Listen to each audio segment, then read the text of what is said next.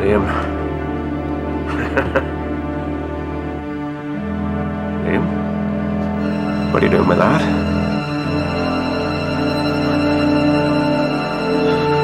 Liam?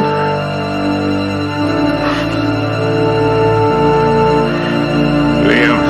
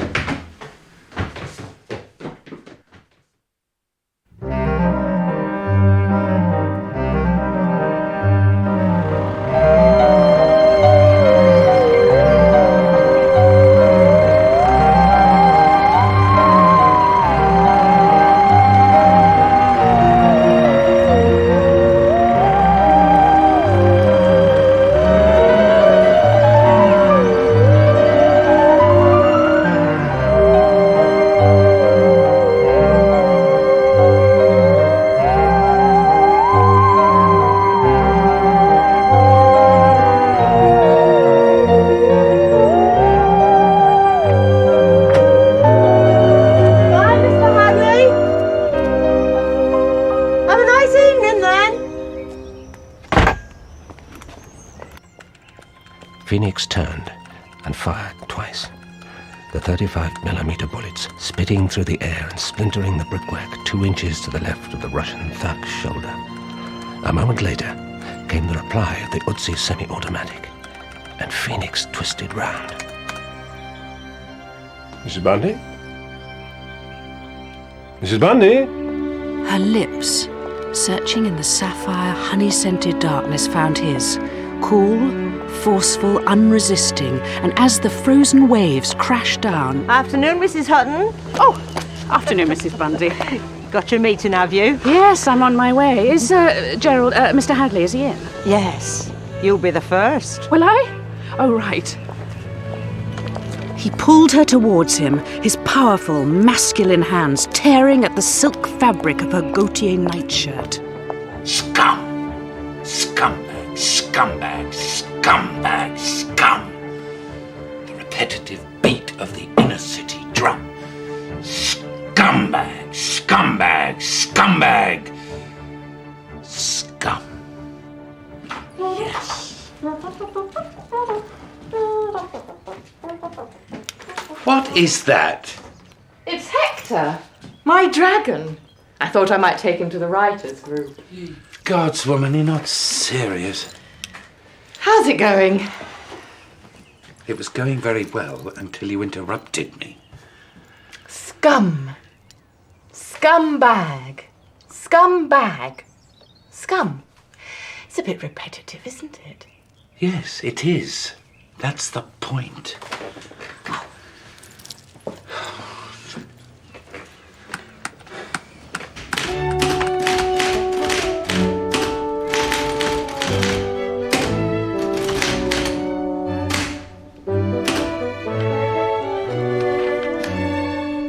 In 1887, Sebastian Lydiard, great-grandson of Herbert Lydiard, who'd served under Sir John Jarvis against Napoleon... We ought to go, Honoria. We're going to be late.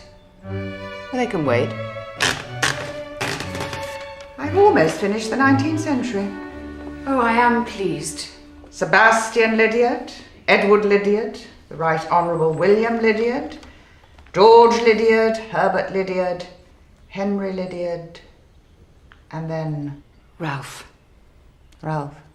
Yes. Ralph Lydiard. Do you ever regret marrying him, Amy? I wonder if you ever think that but for you, he might still be alive. No. Well, I do. So, now we come to the question of which writer we invite to address us. What about Jilly Cooper? I thought he said a writer. Do you think we could interest Frederick Forsyth? I rather doubt it. Oh, it's a wonderful idea, Gerald. Well... Especially since you're writing a thriller. I think Frederick Forsyth would be first-rate. He'd never come. He'd just pretend he didn't have time. They always do. I'd like Seamus Heaney. The poet? Oh, not another poet. That last one was such a ghastly little man. Yes. What about Max Jennings? What? Max Jennings. Why him? What do you mean? Who is Max Jennings? You know, Honoria, that book I was reading, Faraway Hills, it was a bestseller. No. I'm the chairman of this group. I don't want him here. Why not? I don't think he's very good. Look, what about Alan Bennett? Tried him last year. Geoffrey Archer? Vulgar. Look, it's getting late and I've got marking for a class tomorrow. Why do we take a vote? Max Jennings.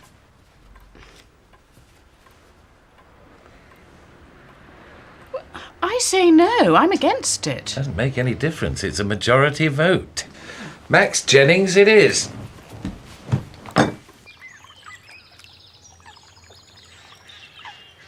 It's from something called the Midsomer Worthy Writers Circle. They want me to give them a talk. Not going to go, are you?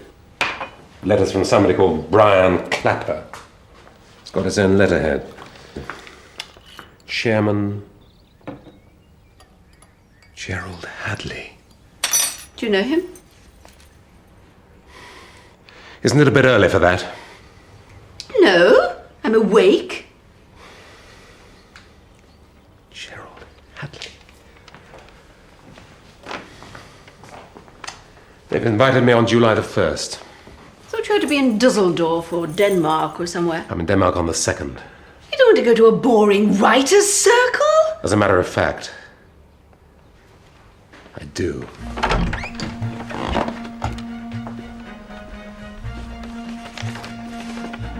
Yes. As a matter of fact,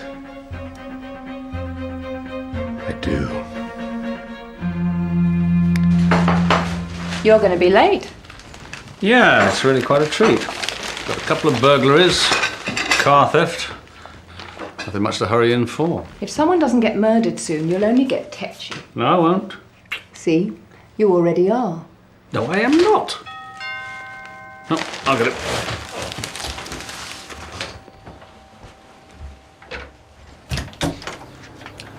Cully! Dad, hi! This is a surprise. I thought you were on your way to Poland. Yeah, we are. No, I'll explain. This is Brad, by the way. Hello, Brad. We've only got a minute. Oh, just come in. Your mum's in. Does he talk? So we're joining the rest of the group in Paris, and then we're going to go on by train. Will they understand much ado about nothing in Poland? Dad, it's Shakespeare. They understand him everywhere. The way Brad's directed it, it's very Non-verbal? visual. So, what brings you all the way out here, darling? Not that we're not pleased to see you. It's got nothing to do with that wicker basket you've been trying hard not to let me see, is it? You would notice, wouldn't you?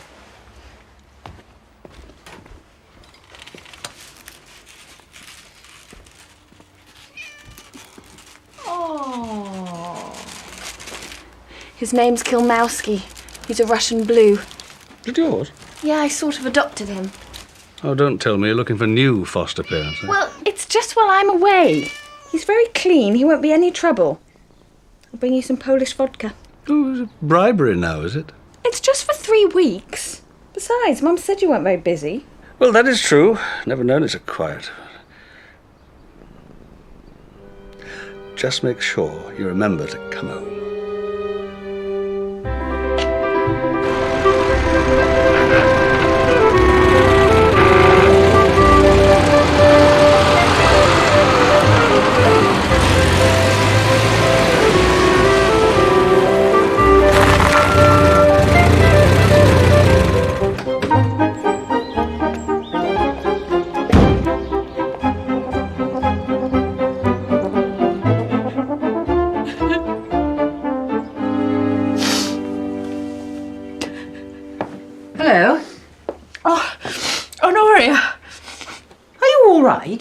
Yes, I'm fine. No, you're crying. No, it's hay fever. Hmm. Can I help you, Honoria? Yes, you said you might have some more papers coming in. Navy News? Oh, yes. Yes, they're over here. What a pretty table. You have so many pretty things, my dear. I suppose it comes from being in trade. Yes. They're from the 70s, 78 and 9. I don't know if that's of any interest. They might be, indeed. Excuse me. The spinning wheel, how can I help you? Oh, no, we don't very often get many of those. You could try and call I'll be blowed. If you'd like to leave me your telephone number, if I see one, I'll certainly let you know. Right. Honoria?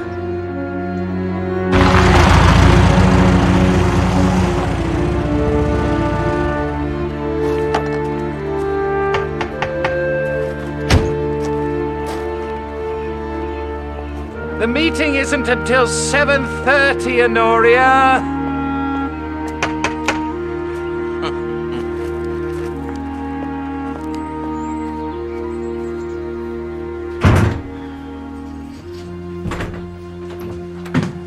You're home early.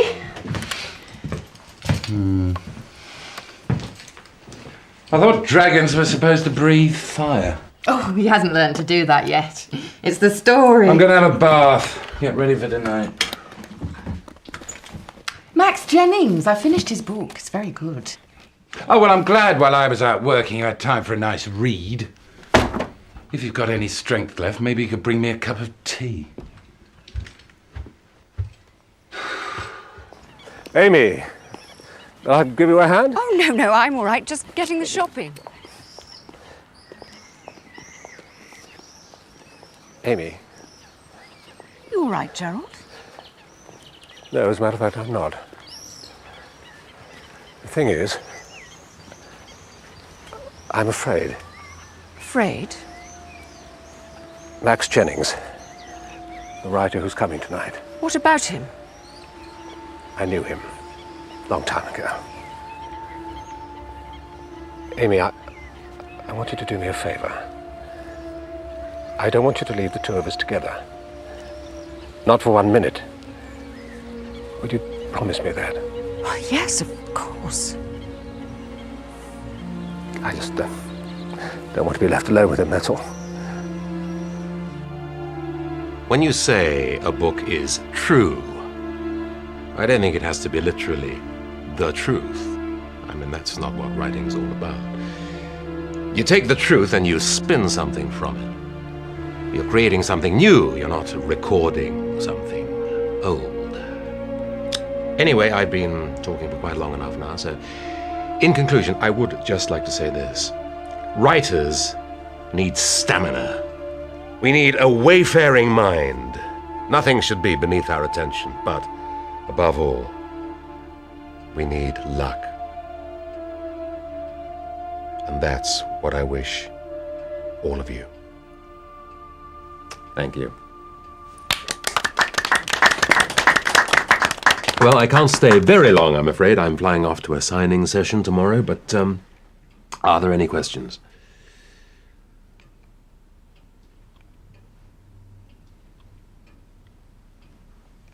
Gerald? No. I'd like to ask a question, Mr. Jennings. Max, please. Well, I was wondering, I'm writing a history of England, Oh, really?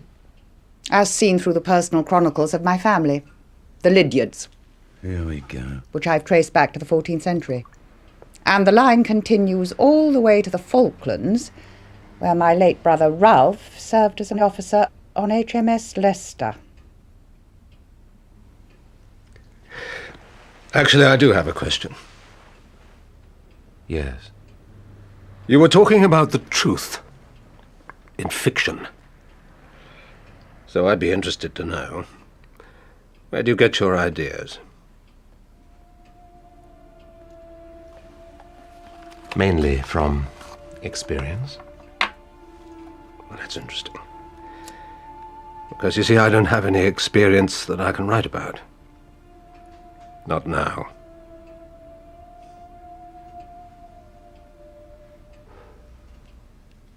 I'd like to ask something. I wondered how you managed to make your characters so real. I worked as a psychiatrist before I took up writing, and so I feel that I know people. I wonder if your characters ever surprise you. In what way? Well, you think you know them, you think they're one thing, and then they turn out to disappoint you completely. Well, I suppose that can happen, yes. Anyone else? I'm writing a children's book. Oh, yes? It's about a dragon called Hector. And my husband's writing a play. Actually, I'd say I was building it. For me, it's a totally passé word and elitist. Which word? What? Which word is elitist? Building? Writing? Or play? Writing. You know, we're rapping. We're improvising. We're about free association.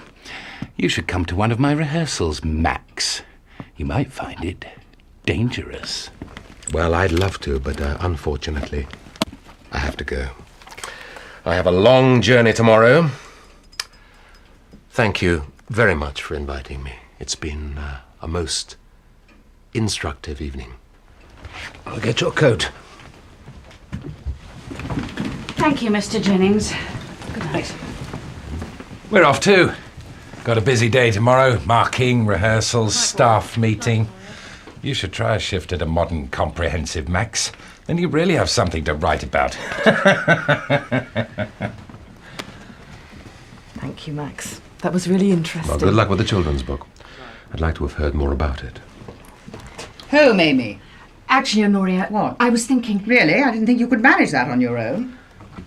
Your coat. Thank you. You're leaving. Yes. Well, that's all right. We can all go together. Well, goodbye, Gerald. Thank you for inviting me. I didn't. Well, it was good to see you anyway. Mr. Jennings. I'm on my way.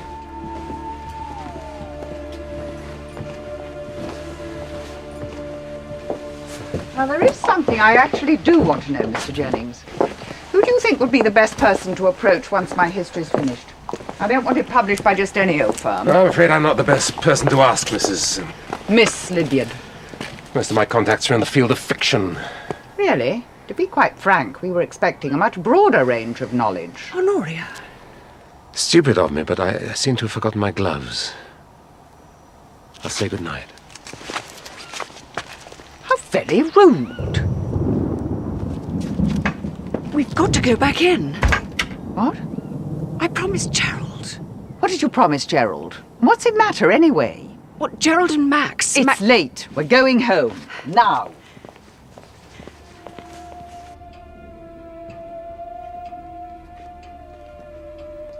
Your gloves.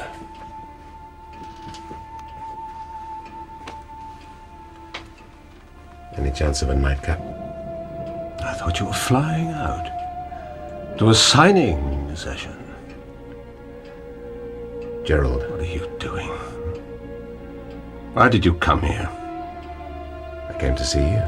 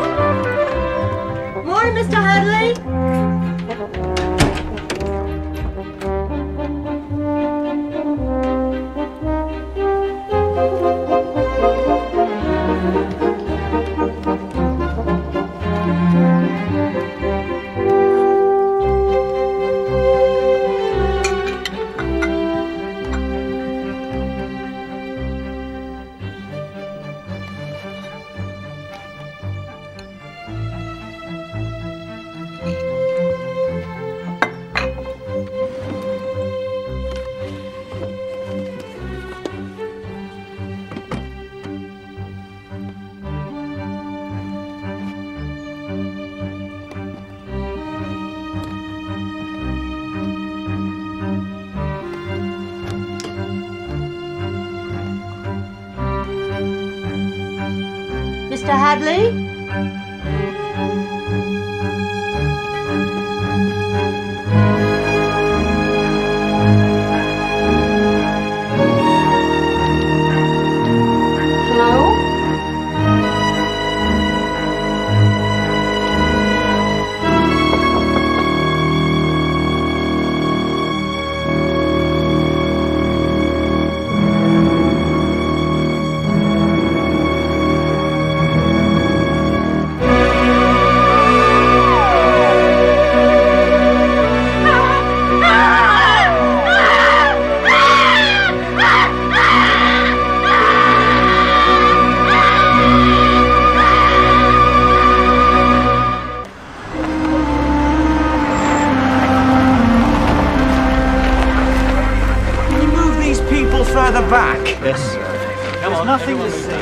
Morning, Troy.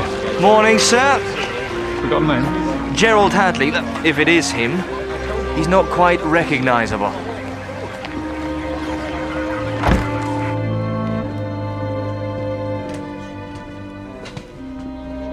It's just in here, sir.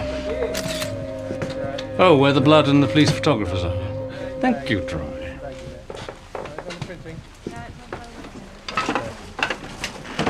Don't forget the banisters. Morning, Tom. Morning.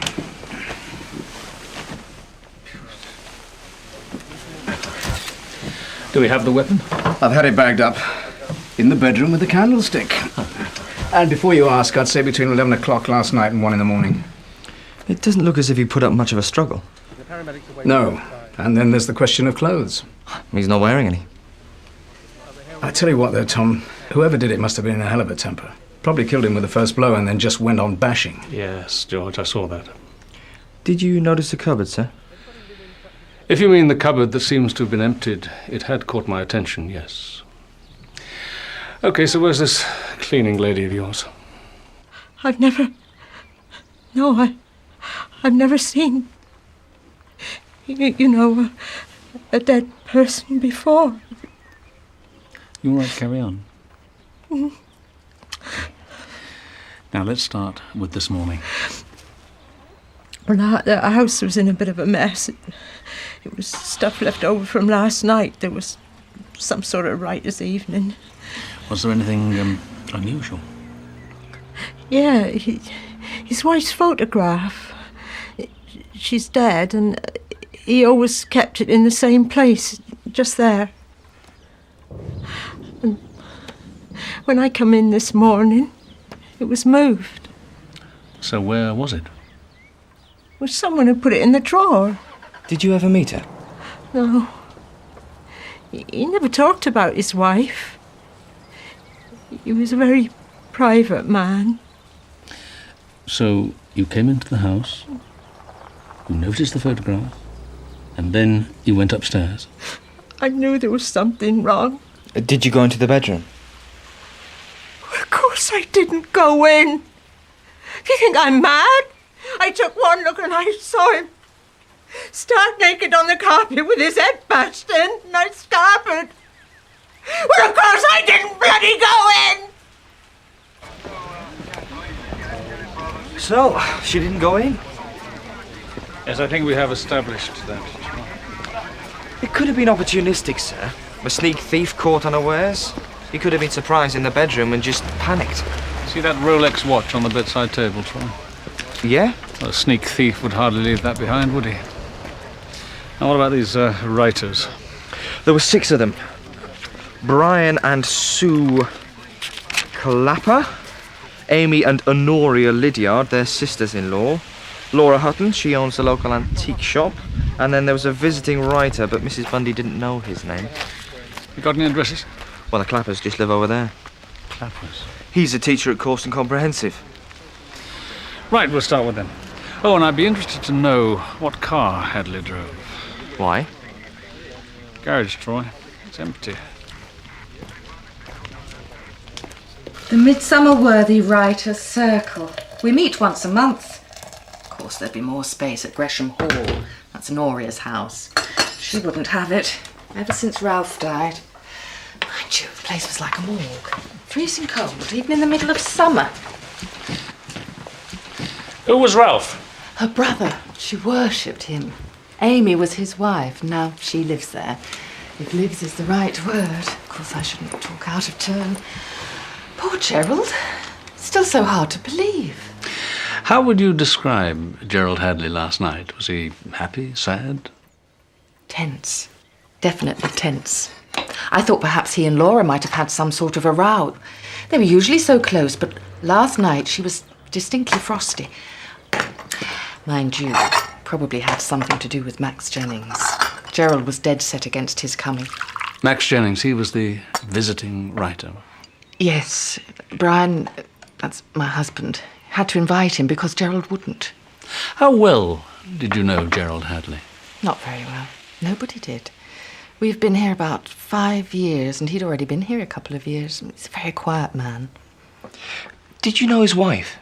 No, he never spoke about her. I asked him once. He got quite upset. Did you happen to see Max Jennings leave after the meeting? No. What about your husband? Brian and I, we went to bed straight away. Brian was asleep the moment his head touched the pillow. Sound asleep. Did you sleep? Oh, not immediately. And I did hear a car pull away. It must have been a little after midnight. Well, that could have been Gerald Hadleigh's car.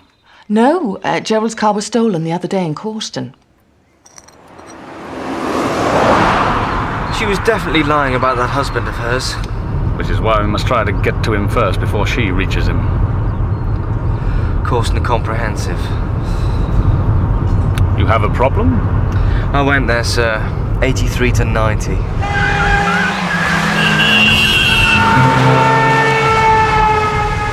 It's a pity they didn't teach you how to drive.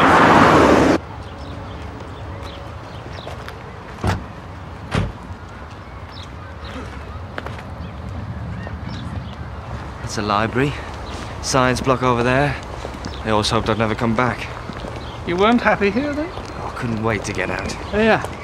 I know you, don't I? Gavin Troy. Hello, Mr. Belgrove. Who are you, then? I'm Chief Inspector Barnaby. I'm with the police. Oh, yeah. Always said he'd come to no good. A bit like bringing him back here, though, isn't it? See what I mean? And now, gently on the knees, bend those knees up and down, and shake it out.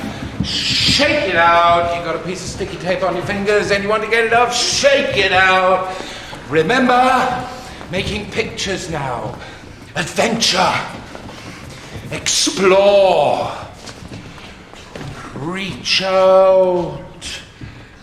Reveal. Oh, interesting warm-up technique, Edie. Thanks, Brian. Okay. Gather round, Earthlings. Whew, right. We're 2 acts down. We've done some good work, but now we need something for the end of the play. Well, who can tell me what we need? I need a fag. Yeah, good one, Denzel. All right. I'll tell you what we need. It's called a coup de théâtre. Coup de what? No, shush. A coup de théâtre. The big scene. The rap. I was walking down the street of the day. Right, okay, now think. Well, get into character if it helps. Drop dead, you scumbag. What? It was my character, Brian. Remember?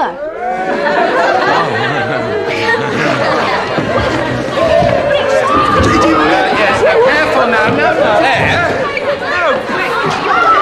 That's enough. Mr. Clapper! What is it, Miss Planter? Some policemen have just arrived at the school, Mr. Clapper. They want to have a word. Oh, evening all. Right, I'll be right back. Just think coup de théâtre.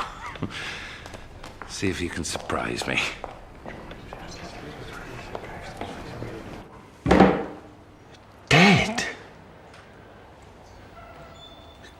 God, I was actually there, you know, yesterday. Yes, sir. We've already spoken to your wife. Yeah? Well, I'm sure she wouldn't have told you anything. How can I help you? What can you tell me about this visiting writer, Max Jennings? A reactionary fossil. Not a clue about contemporary drama. Hardly surprising when you consider the stuff he turns out. You don't like his books, sir? Haven't read them. But it was you who invited him. Only because Gerald got so uptight, yes. You've no idea why he was so upset? I never asked him, no. Did you see him at all in the hours before the writers' group met? He wasn't in. I saw Honoria Lydiard knocking at his door. Must have been about 4. She wasn't getting any reply. Can you tell us anything about him? His background? He was a civil servant who'd taken early retirement, a platinum handshake and a fat pension. Had no time for people like him. Oh, I'm sure. So, can we get back to yesterday evening? What time did you leave the group? Well, I would have thought my wife would have told you. 10:15. And you went straight home? Yes, and straight to sleep. Are you quite sure about that, sir? My yea is my yea, and my nay is my nay, Inspector. And I've just told you I didn't go out. I'm sure you can find your own way out. Mr. Clapper! I forgot to tell you, your wife telephoned. Too bloody late.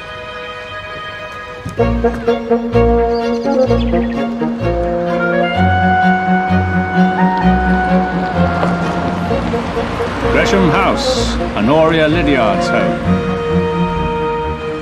You ever seen Frankenstein, sir? No. This must be where they filmed it.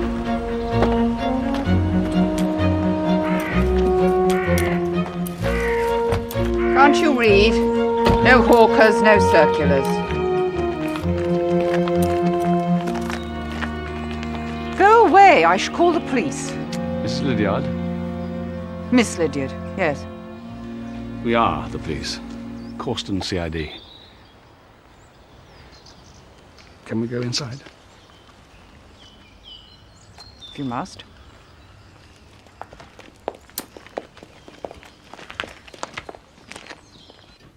There's very little I can tell you, Chief Inspector. I hardly knew Gerald Hadleigh.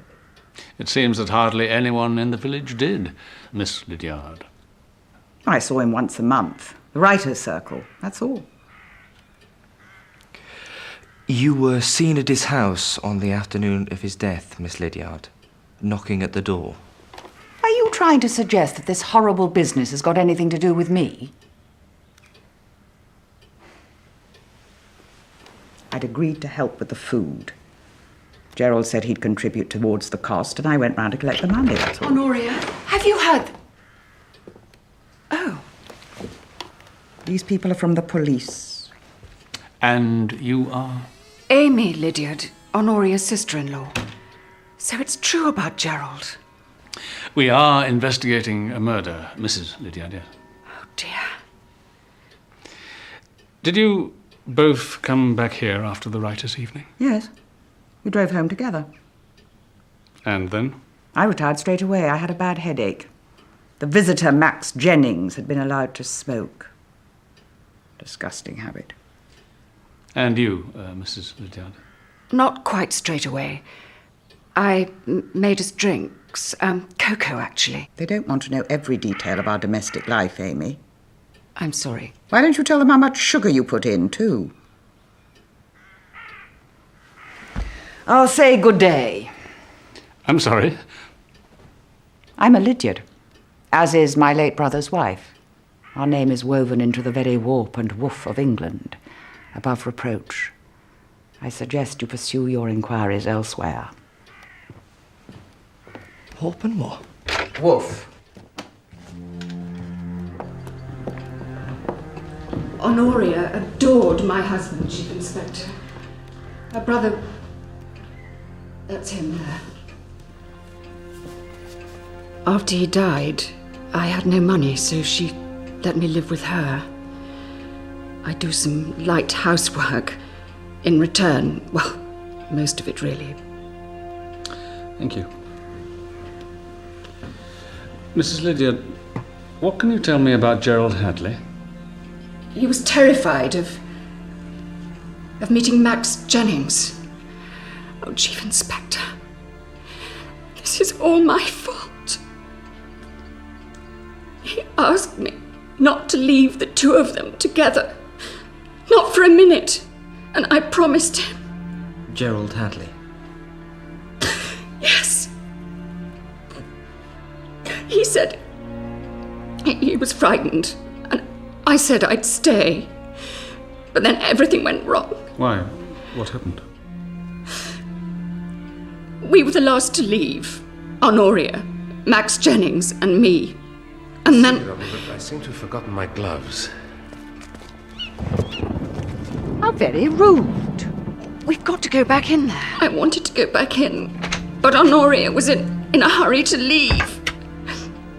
So I left him on his own. Mrs. Lydia, can you remember who it was suggested inviting Max Jennings in the first place? That was me.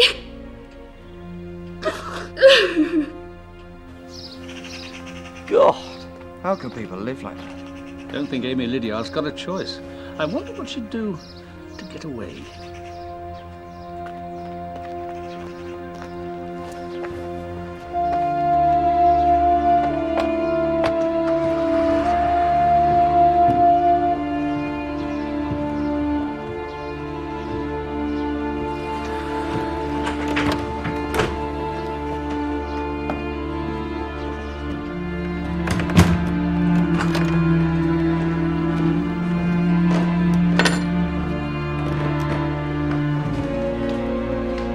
What's the matter with you?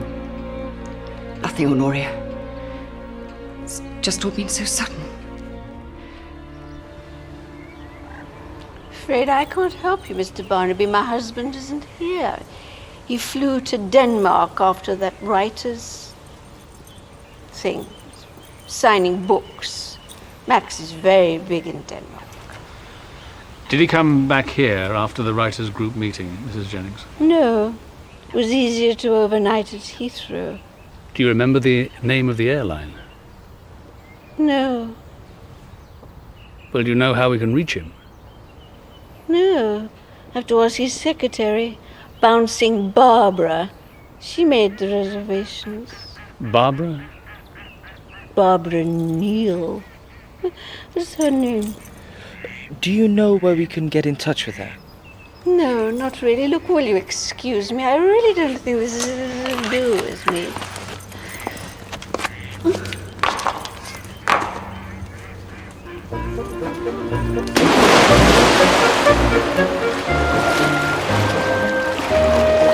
Swimming in her jewels.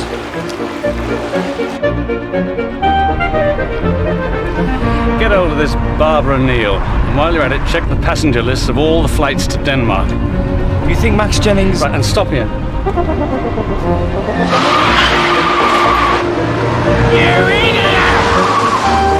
A bookshop, sir?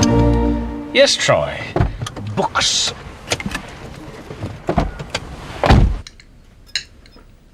So who was he? The victim? I'm not sure. The more I hear about him, the less I seem to know him. He was Gerald Hadleigh, ex-civil servant from Kent. But that's all. His house didn't tell me a thing about him.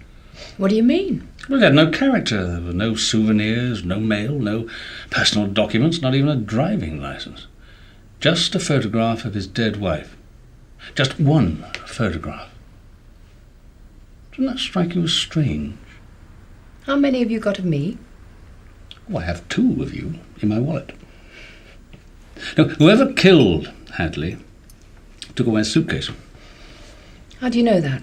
Well, there's a set of three. The middle one was missing. It's a brown suitcase with the initial G.H. Yeah. Where's the cat? Kilmowski? I haven't seen him. Joyce? He's lonely.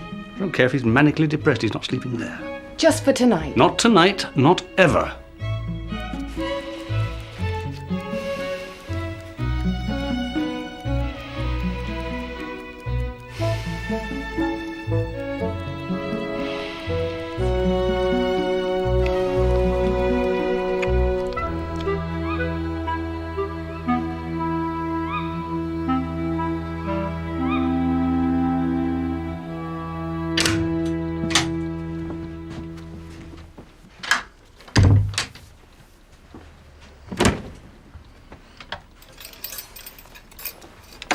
Aren't you coming to bed? No, I'm not sleepy. I'm going out. You were out last night, too. You didn't tell them that? Who? Dixon had up Green and his fascist psychic. No. Goose-stepping in, trying to trick me into... Trick you into what? Doesn't matter. You didn't tell them. No. But you were out last night, Brian. Where did you go?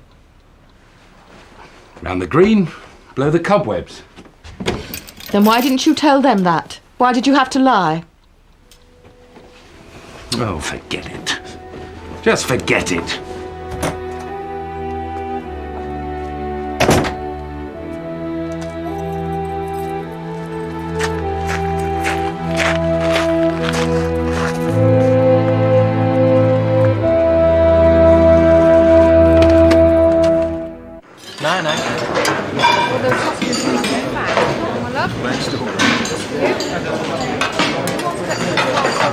Morning, sir.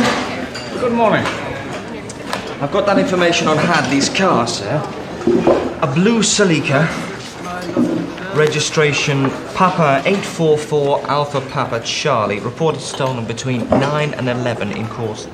Who reported it? He did, from home. It was logged at 5 to midnight. Doesn't that strike you as odd? What? Well, the car is stolen between 9 and 11 in Corston, but he doesn't report it for another hour. And why wait till he gets home? Oh, there was something else, sir. Max Jennings. I checked all the flights to Denmark from Heathrow and Gatwick and all the ferries. He wasn't on any of them.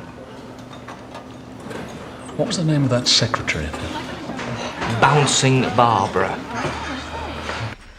I look after all Max's paperwork. VAT returns, fan mail, book signings, appearances. Wouldn't it be easier to work at his house? Max keeps his business and his private life very separate. Did you organise his flight to Denmark? No. Usually I would, but for some reason Max said he'd do that one himself. And the hotel? Yes. I can't think why. I did ask him, but he just told me to forget it. Was he meeting his publisher? I don't know. I really can't help you. Max didn't say anything. The Midsomer Worthy Writers Circle. Did he mention it? Yes, he told me he was going. I would have thought that half a dozen amateurs in a little village hardly worth the trouble of a writer like Max Jennings. That's what I thought, but he knew one of them. Gerald Hadleigh? Yes, that was the name. Max said he wanted to see him. Were they friends? I don't think so. I got the feeling Max was afraid of him. So which way round was it? According to Amy Lydiard, Gerald Hadleigh was afraid of Max Jennings. Now his secretary tells us it was Max Jennings who was afraid of Gerald Hadleigh. Well, maybe they were afraid of each other. Oh, that's very helpful, Troy. Well, she's certainly scared of something. Oh, yes. If you ask me, she's having it away with him. She knows he did it, she knows where he is, and she's hiding it. You all right? Yes. It could be a washing powder, you know. If it's biological, Yes, thank you, Troy, thank you. I still haven't met anyone who actually knew Gerald Hadleigh. He had a wife. What was her name? What did she die of? Where did he come from? There's still Laura Hutton. What? We still haven't questioned her, and according to Brian Clapper, her and Gerald Hadleigh could have been banging each other. Banging each other. What a delightfully picturesque turn of phrase. All right, back to Midsomer Worthy, and this time I'll drive.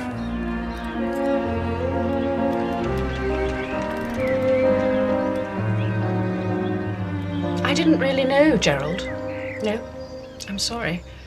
We met once a month at the writers' group, and that was all. Just out of interest, what sorts of books were you all writing, Mrs. Hutton? Gerald was writing a spy thriller, Sue, a children's book, Brian, a rather dreadful play. I believe Amy wasn't writing anything, although she did talk about poetry. And of course there's Honoria and her family history. She's always in and out of here. In fact, she came in that afternoon, about 4 o'clock, the afternoon before it happened. What for? Old magazines. London Illustrated News, Life magazine, Navy News. She's fanatical about it. Anything to do with her family, or her brother Ralph in particular. As a matter of fact, she stole one of those. Do you know which one? June 78. They're in order, you see. She probably found another cutting for her book. And what about you, Mrs. Hutton? I'm sorry? What were you writing? I was writing a romance. Did you show it to Gerald Hadleigh? Why do you ask? Oh, yes, of course. I know people talk about me and Gerald, Gerald and me. Well, it's a village. One expects that sort of thing. And it's true that I did find Gerald quite attractive. But he never once reciprocated my feelings, not once. We have been told that there was a certain amount of tension between you and Mr. Hadleigh on the night of his death. Who told you that? Please, Mrs. Hutton. Very well. I'm a broad-minded person, you know, and what Gerald did in his own time was his own affair. He was, after all, a man. Well, I happened to be passing his house the night before we met for the Writers' Circle.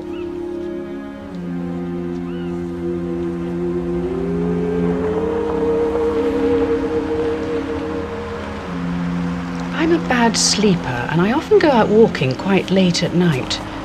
That night, it must have been about 10 to 12, maybe a little earlier, and that was when I saw it.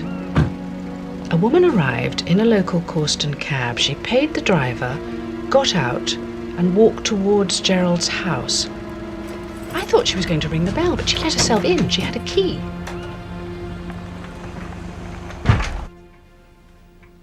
She was quite obviously a prostitute. How can you be sure? Oh, her clothes, the way she walked. What happened? Now, I'm not normally a nosy person, but I have to admit I was aroused. My curiosity, that is. I went a little closer, and that was when I saw them. He'd given her a glass of wine, and she was toasting him and laughing.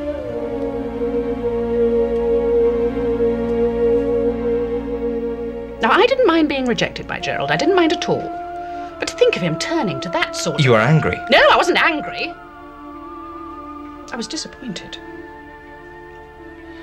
Mrs. Hutton, you didn't by any chance go back there the following evening after the writers' meeting? Well, as a matter of fact, I did. I couldn't sleep, so I went out. About 12:30. I arrived just in time to see Max Jennings leave. It was clear to me he'd had too much to drink. He took quite a while getting into the car. Did you see Gerald Hadleigh? No, but there was a light on upstairs in what I imagine was his bedroom. Anyway, I was just about to leave when I saw...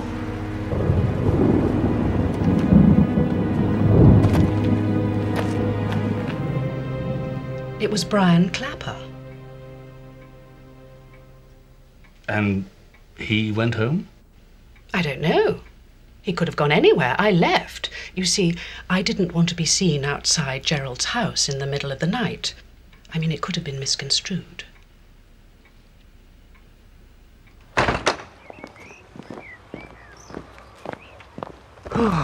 So, Brian Clapper was lying? Yes. And he'll still be at school. You can have another go at him, sir. No, Troy, you can do that. Oh, I'd like that. So, how's the play going, Mr. Clapper? Well, obviously, all these interruptions. You didn't tell us what it was called. Slang Huang for 5 Mute Voices. Working title. It's very demanding, you know, but they're a great bunch of kids, some real talent. The Carters especially, Edie and Tom. They're terrific. Life's stacked against them, but they never give up. The girl especially.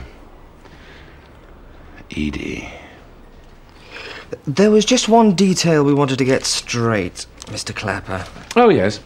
You told us that you went home at 10:15 and went straight to bed. Yes.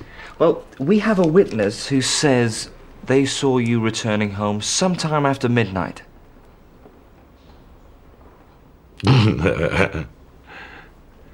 What? You are aware that this is a murder investigation? Yes.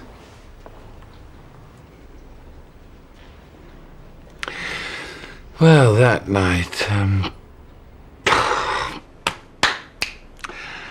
right, I did go out, yes, for a drive. Blow the cobwebs, don't know why I forgot to mention it. Did you see anyone outside Plover's Rest? No. Yes, there was someone.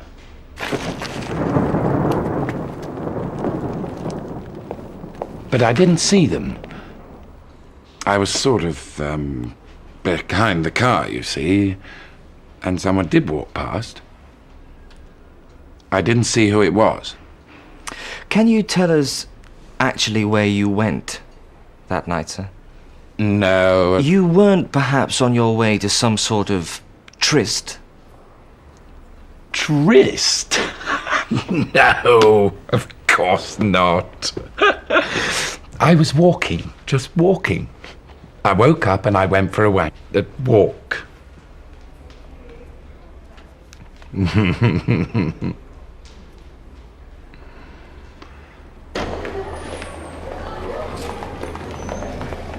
I bet he went round the local estate. What was that girl he was going on about? Edie. Trying to get a look in the bedroom window.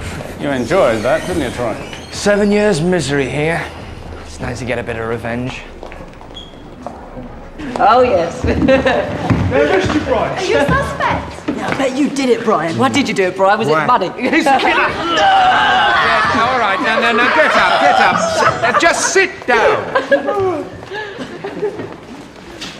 Now, we've only got a few minutes left, so how's this scene of yours coming on? You mean our coup de théâtre? Yeah, we've been working on it, Brian. Well, I don't see much evidence of it. We meet again next Friday. If you haven't got anything for me by then, I'll have to rush it for you.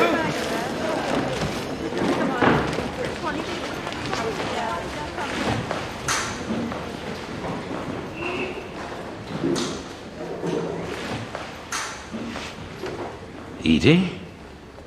Brian, can I have a word? Yeah, sure. What is it? I really need to talk to you.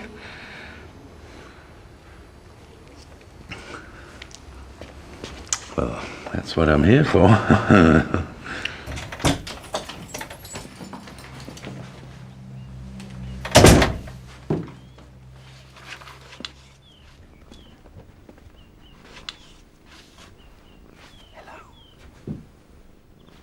Oh. Come on. Off. It's a wonderful book. I'm not surprised it's a bestseller. You should read it. I gave it to you. Well, it's the story of a young boy, an Irish boy. His name is Liam Hanlon. Liam lives on a farm near Durrow in Southern Ireland. It's a horrible life. He's abused by his father sexually.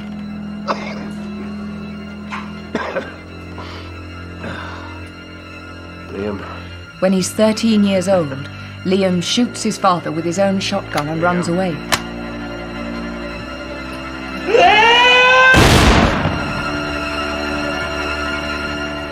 He meets a man, an artist, and they travel together, first in Europe and then Turkey.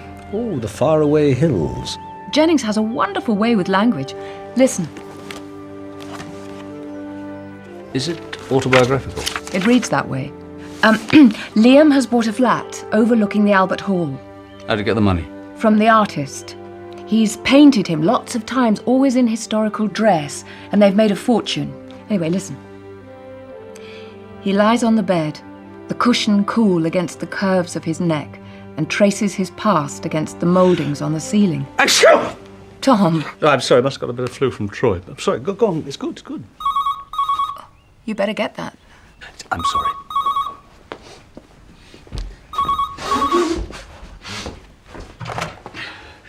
Yes. Oh, I'm on my way. We've found Max Jennings.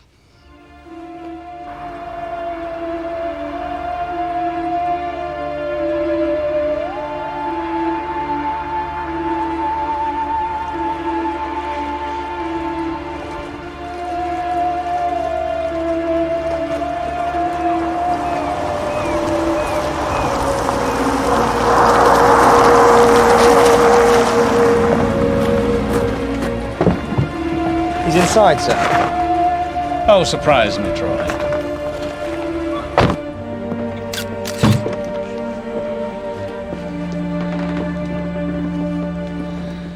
Bit far afield for you, isn't it, George?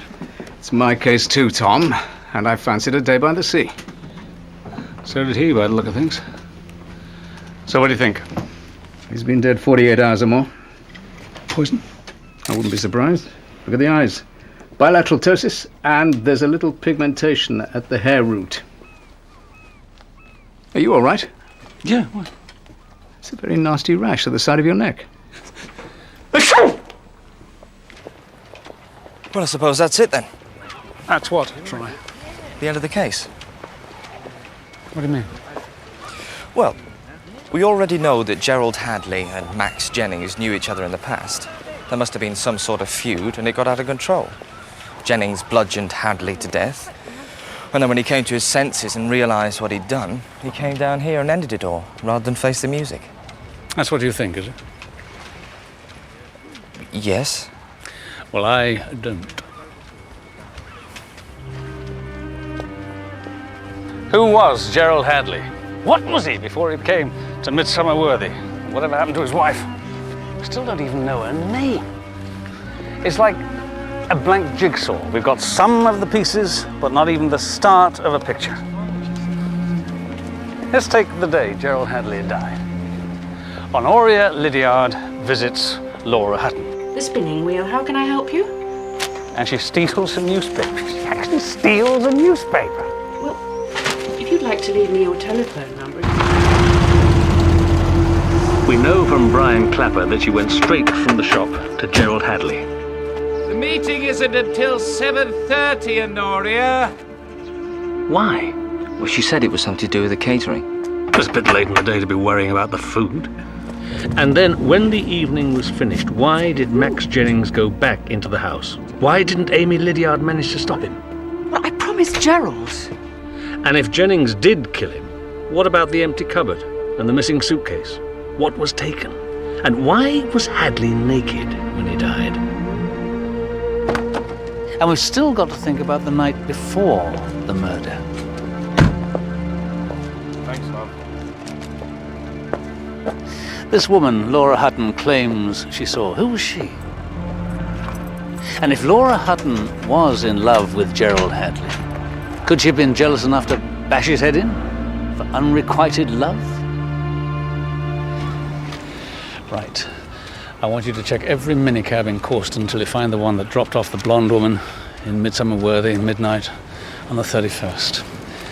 Do a complete background on Gerald Hadleigh and do the same for Max Jennings. On my desk, 9 o'clock tomorrow morning. So it's time we got to work.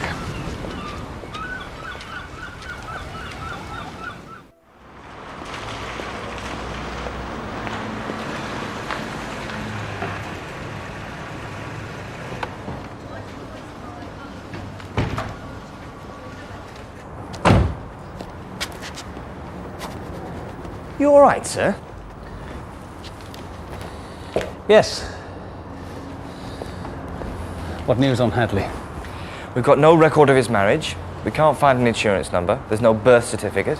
And the civil service has never heard of him. Well, what is he then? The invisible man? How about the taxi driver? We're still looking. Oh, there is one thing, though. We found his car, the Celica. No surprises there. A straightforward TDA, wrecked and dumped in the river. Well, at least that's something. Oh, and Barbara Neal's here. Bouncing Barbara.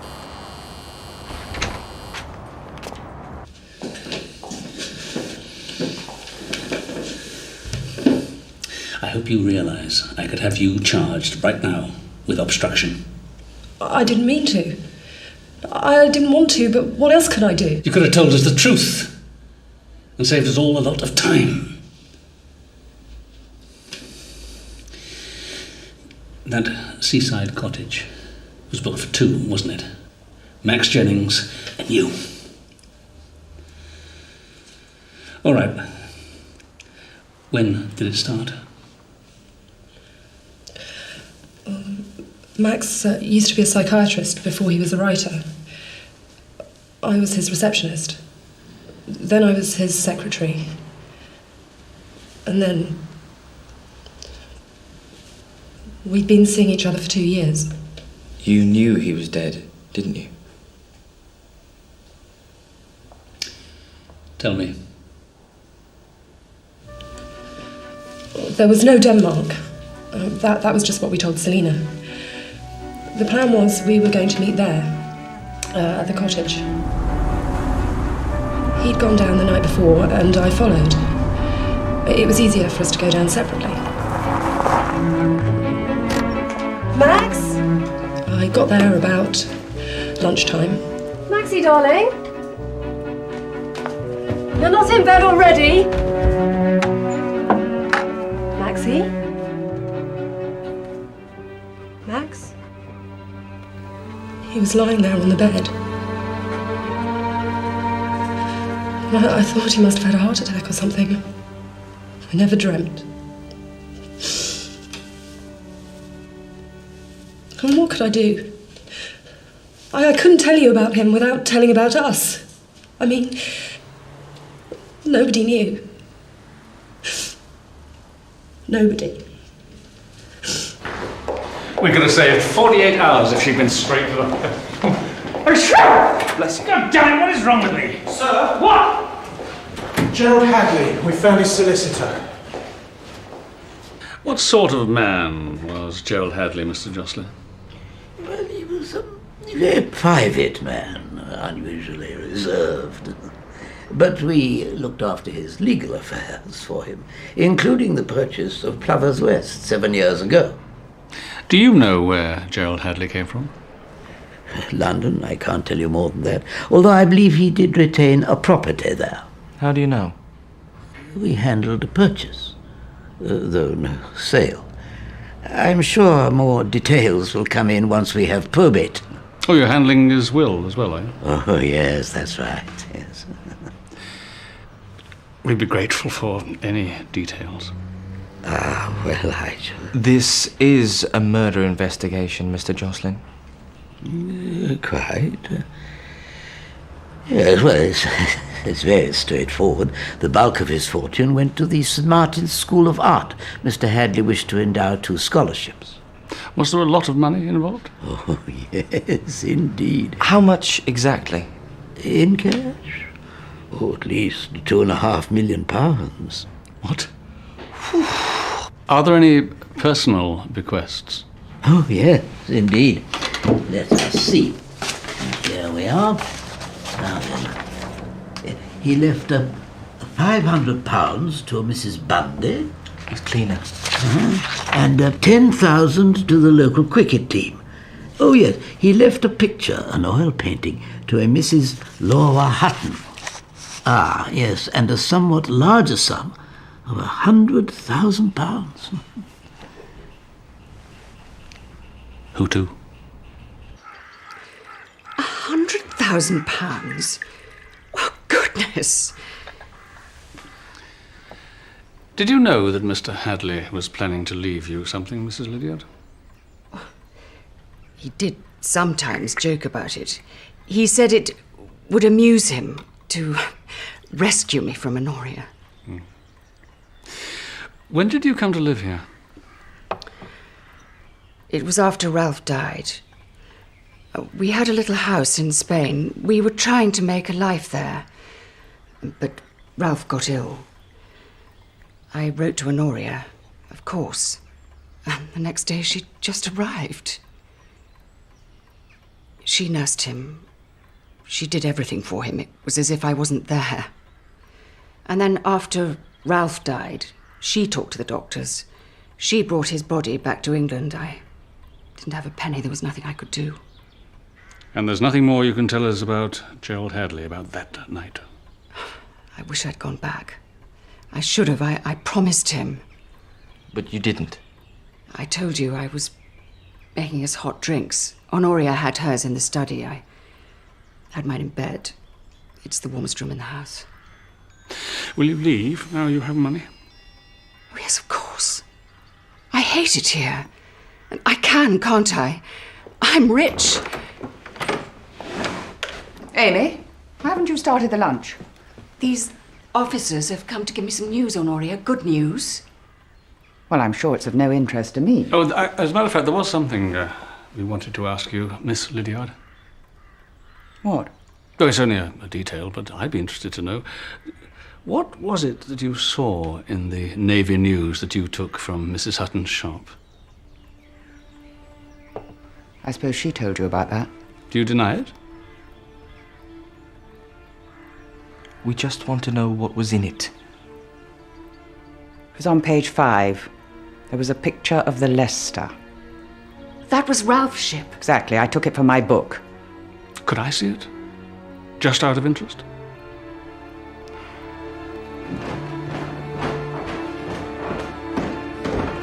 This is it here. My brother Ralph rose to be a sub-lieutenant, you know. He received 2 commendations. He would have been an admiral, I'm sure of it. There. On leave in Antalya. I really don't see what bearing it can have on your case. Well, as I said, Miss Lydiard, it's just out of interest.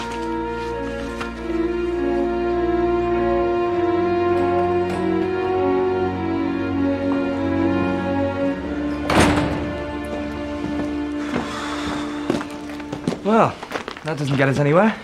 Oh, I don't know, Troy. There was something she said in there. Honoria? No, not Honoria. Amy. Here, let me do that.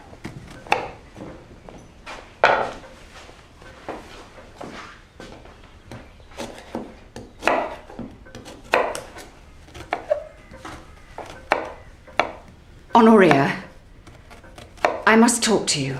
Must you? I've decided to leave. What? I've had enough. I'm going. No, you can't. Yes, I can. I promised Ralph I'd look after you. It's not me you're interested in, Honoria. It's Ralph you want, and he's dead. Keeping me here won't bring him back. Don't talk to me about Ralph. He was my husband. If you'd loved him enough, he wouldn't have died. I'll leave tomorrow. It'll be better for both of us. No, you're a Lydiard. Blood and bone. What? Blood and bone, that's what counts. Blood counts. Bone counts. I'm sorry, Honoria. No!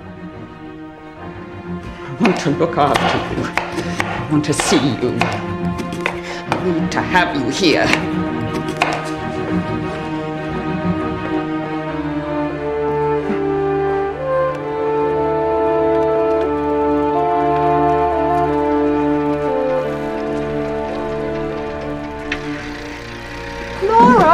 What's happening? Closed. I'm leaving. Leaving the village? But why? I always used to think that if you loved someone hard enough and for long enough, they wouldn't be able to help loving you back. Well, I've been very foolish. Gerald. That was his. He left it to me. It's beautiful. It's Hilton Connings, you know. One of the series of historical boys he painted in the 50s. It's very valuable, but I'll never sell it. It reminds me of him.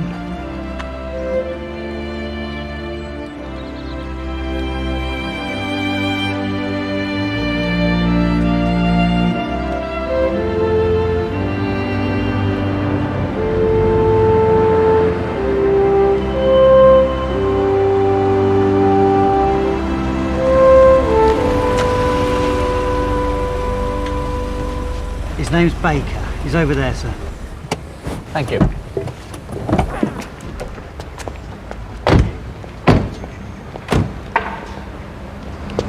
Yeah, I picked her up. I told your officer. It was just after 11 o'clock. She told me to drive to Midsomer Worthy. When we got there, she pointed out the house. Other than that, she never said a word. Is there anything else you can tell me about her? She was an ugly woman. Tall, a lot of makeup. Nice legs, though. Where did you pick her up? On the corner, just over there. Thank you. Thank you very much.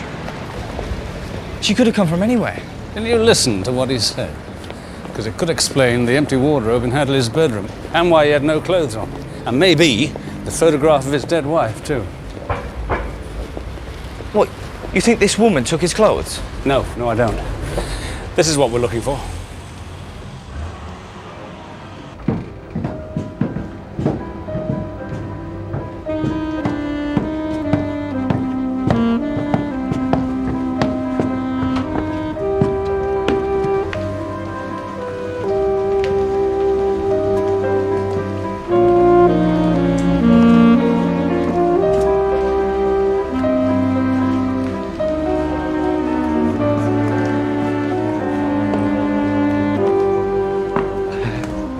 What is this place? What do you think? We're not open yet. Yeah, I thought Troy was going to have a seizure. It was really very funny. So, Gerald Hadleigh was a transvestite. Yeah, he parked his car close to the club, and then he must have walked back to it in full woman's dress. But of course he wasn't there. Well, he couldn't just walk into Causton CID just as he was, and that's why he didn't report his car stolen until he got home. And the woman Laura Hutton saw Wasn't a woman at all.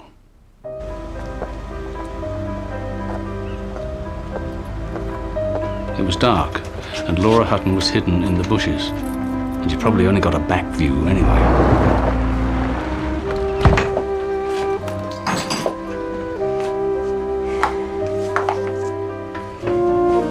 I thought she saw Gerald Hadleigh and the woman having a drink together.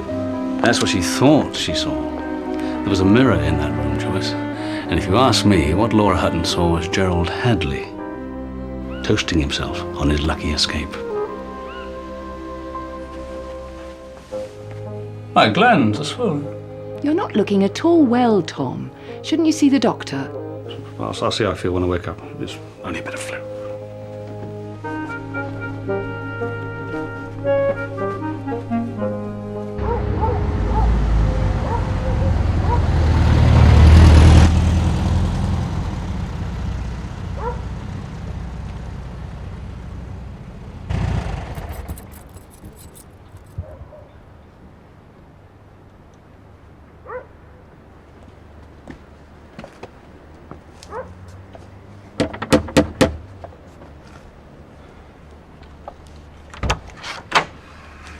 Bri. I'm so glad you came. Well, if you need my help. I do. Come in.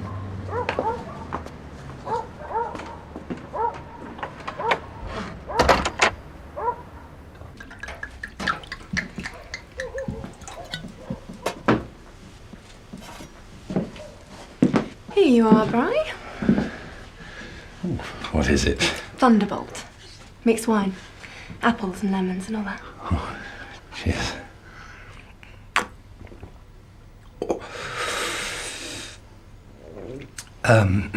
Are we on our own? Mum's out. With Tom. So then, young Edie, what can I do for you? Let's sit down.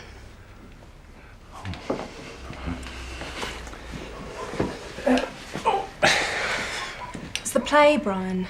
I'm nervous. I'm never going to be able to stand up in front of all those people. Of course you are. My accent's all wrong. No, it's perfect. You're perfect.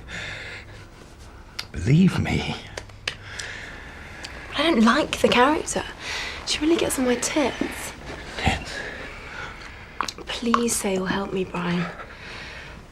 I need you to tell me I'm going to be all right. Oh, God, Edie, you're more than all right.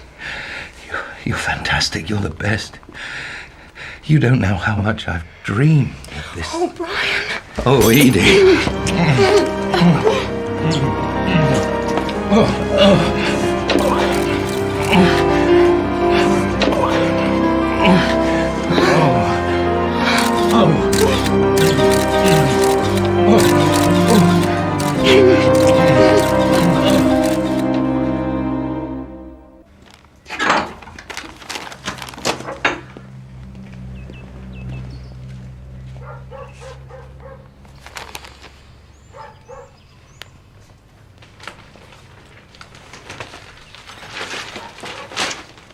This just came for you.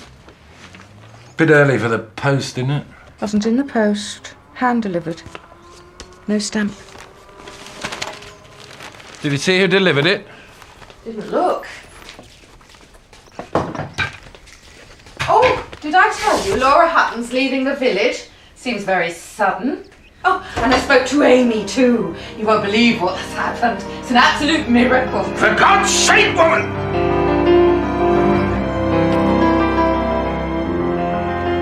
You shall shut up. What? What is it? I've got that report from Dr. Bullard. It was poison that killed Max Jennings. Looks like he had it in a glass of wine. Thallium sulfate. Administered 12 hours before he died.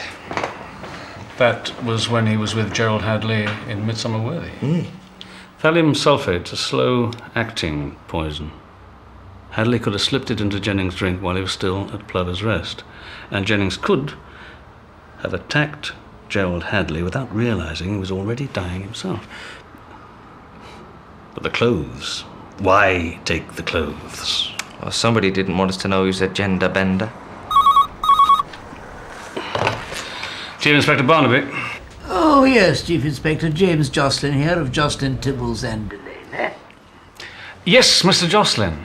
I mentioned to you that Mr. Hadleigh had a property in London. Yes. Well, I thought you ought to know I've just received various documents from the bank. Do you have an address? Well, yes, that's why I telephoned you.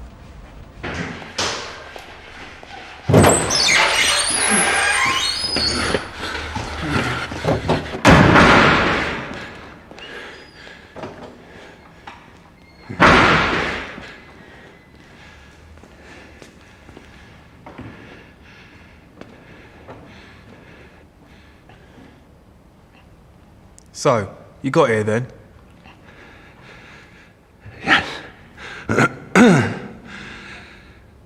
Yes.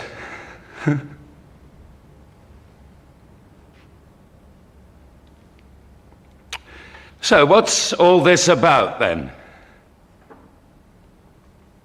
This is some sort of joke, right? I don't think it's very funny. Raping a 15-year-old girl? Rape? There was no rape! You calling Edie a liar? Who do you think the police are going to believe? We could come to an arrangement. How does 5,000 strike you, Bri? I haven't got £5,000. You can raise it, Bri. A middle-class ponce like you. No problem. Why? What have I ever done to you? I just tried to help. Push off, Brian. Yeah, just get out.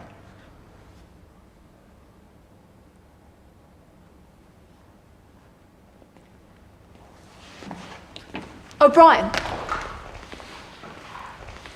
You left these.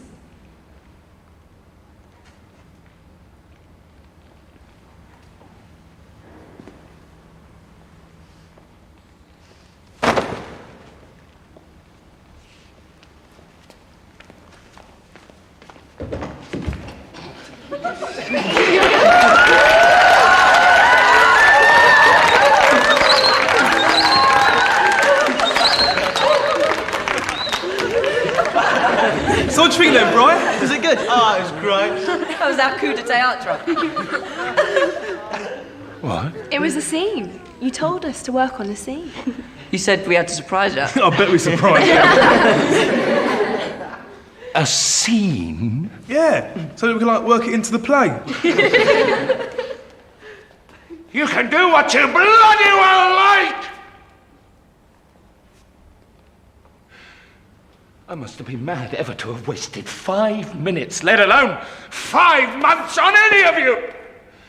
Or to have thought that the stinking sewers that pass for your minds could ever begin to understand the first thing about drama or literature. Why don't you all crawl back into the gutter where you belong and stay there and rot?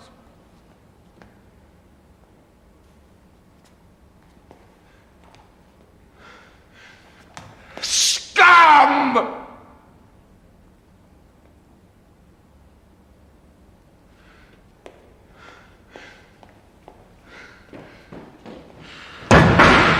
Well, that wasn't very nice, was it? All right. Plan B.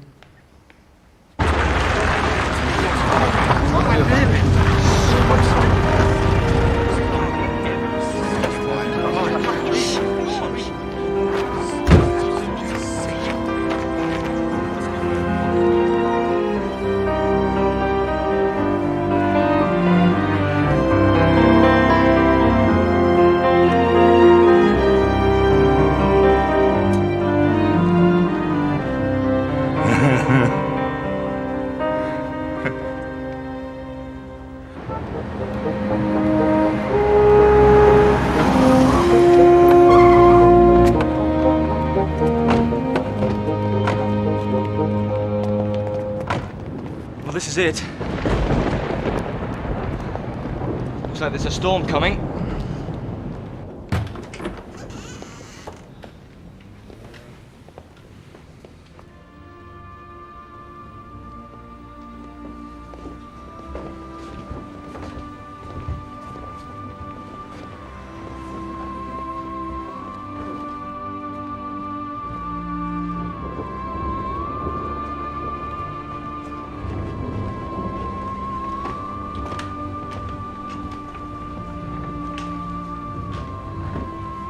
Think he lives here, sir? Shh.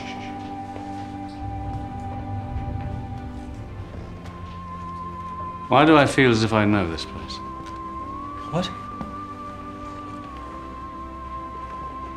I know this place. I've been here. You can't have. Can you? It's the story of a young boy, an Irish boy. Liam has bought a flat. It's overlooking the Albert Hall. Of course, that's it.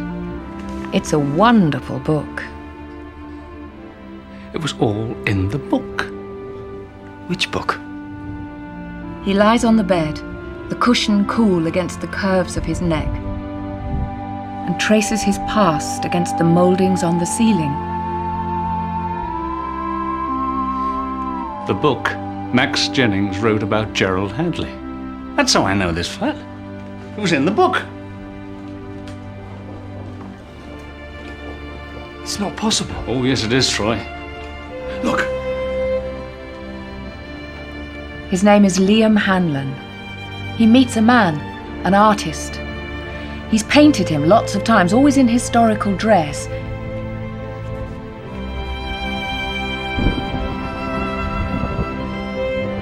They travel together, first in Europe, and then Turkey. Why didn't I read the book? I should have read the book. Liam Hanlon, the boy, meets an artist. The artist paints him in historical dress, and the painting sells for a fortune. It's all in there. And Liam Hanlon was Gerald Hadleigh. Yeah. He was sexually abused. He killed his father. And he runs away from home. He gets rich, and then one day he tells Max Jennings everything. But why did he do that? I mean, how did they meet? Do you remember what Bouncing Barbara said? Max used to be a psychiatrist before he was a writer. Now, we already know that Gerald Hadleigh was a transvestite, or a transsexual, whatever the term is. Isn't it possible he visited a psychiatrist? And if that psychiatrist were Max Jennings... What? Jennings took what Hadleigh told him and put it in a book? The Faraway Hills. Gerald Hadleigh was never married. His life was a complete sham. The photograph of the dead wife was just a prop, and he probably hid that himself because he knew Max Jennings might see it. But Hadleigh was afraid of Jennings. No. That's what Amy thought he was saying. But Hadleigh was afraid of being left alone with Jennings. He was frightened of what he, Hadleigh, might do to him. Now think about it, Troy. What would you do if you told someone, professional healer, your friend, all your innermost secrets, your entire life history, and he turned it into a best-selling book? What would you do? I'd kill him. Exactly. And that is what Hadleigh did. You want a drink? I'll get you a drink.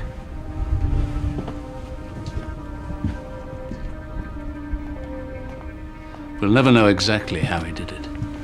But after Max Jennings went back into the house, when the two were finally alone, that must have been when it happened.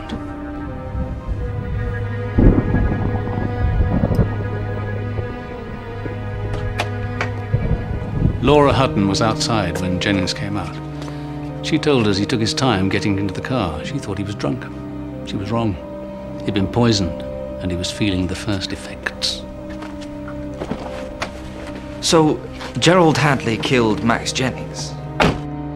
But did Jennings kill Hadleigh? No, I don't think so. Laura Hutton saw Brian Clapper there, and he saw someone else. A third figure approaching the house. But who was it? It was whoever killed Gerald Hadleigh. Sir? More drag. What a surprise. We found this in the same room, sir. It's the same paper Honoria Lydiard had. Another copy, yeah.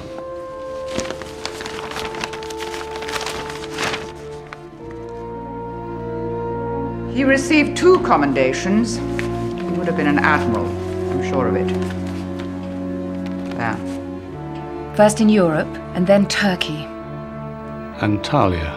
What? It's a port in Turkey. God, I must have been blind. She folded this over when she gave it to me. It's a Leicester. Not the ship, Troy. Use your eyes. Down here. Look. But who are they? That's Ralph Lydiard. Same face we saw in his wife's photograph. And the other? It's Gerald Hadleigh.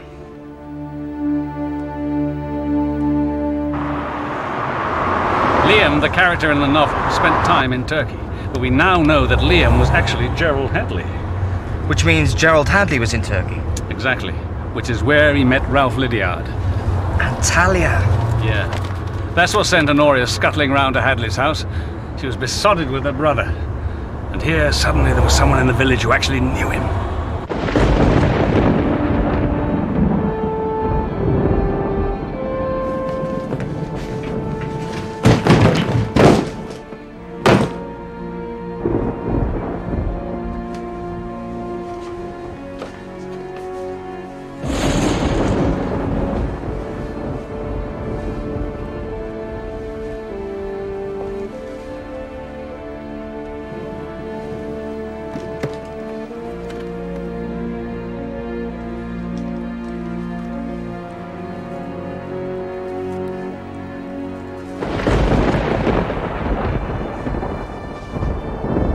What are you doing?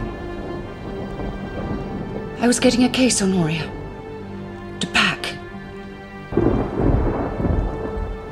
Whose are these clothes? This dress is covered in blood. G.H. This is Gerald's case, isn't it?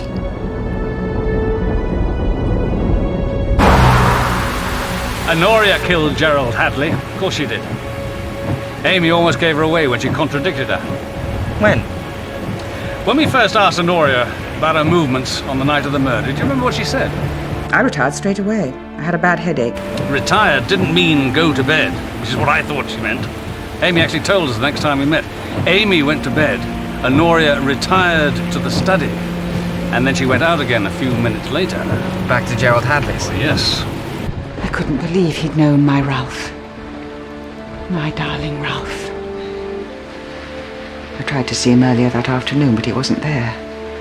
And I couldn't talk with all those people there. So you went back that night? Yes.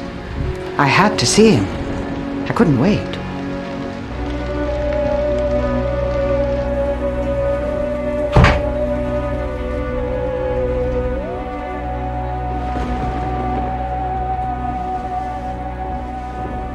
Gerald?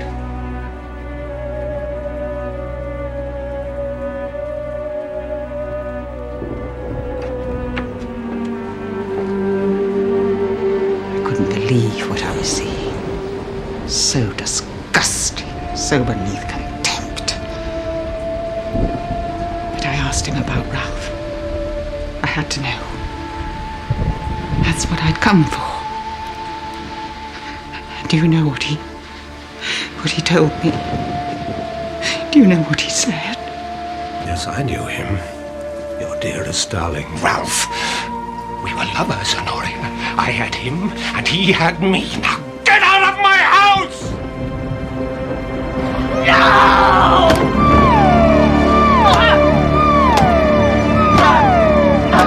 She killed him, and she must have taken all the clothes. She didn't want anyone to know. She must be as mad as a hatter. Hatters, Troy, very sane people compared to Honoria Lydiard.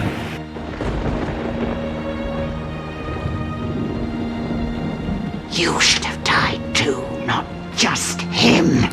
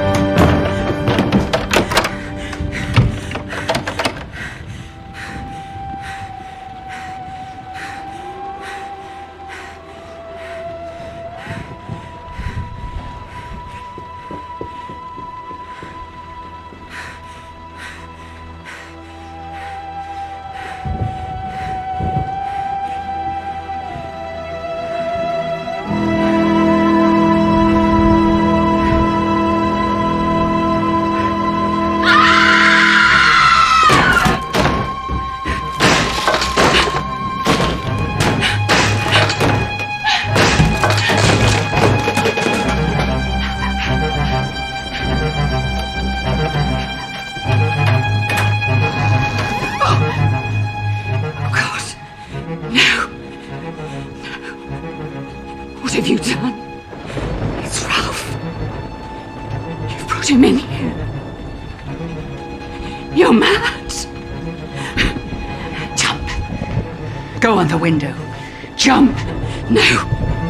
I'm not going to do it for you. I'll fight. There'll be marks. They'll know it's you. Do you think I care? I just want to see you die.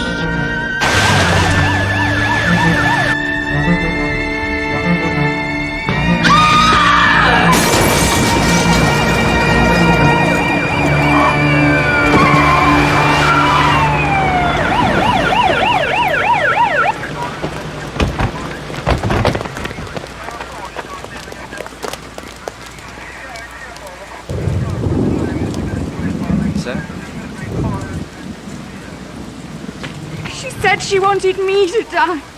She was waiting. It was AIDS, wasn't it? That's what killed Ralph. She knew. And she hoped that she was waiting. Go on, get her out of here.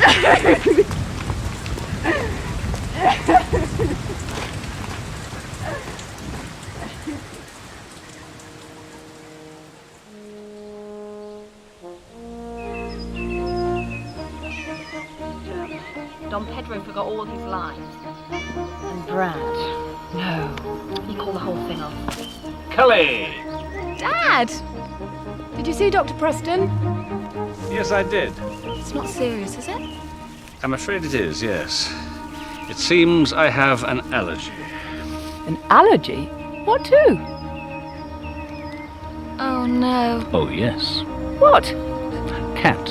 Kill Mousky. Yes. You mean all that scratching and sneezing? It's not funny. No, I'm sorry. Cully? Not gonna take this out on me, are you, Dad?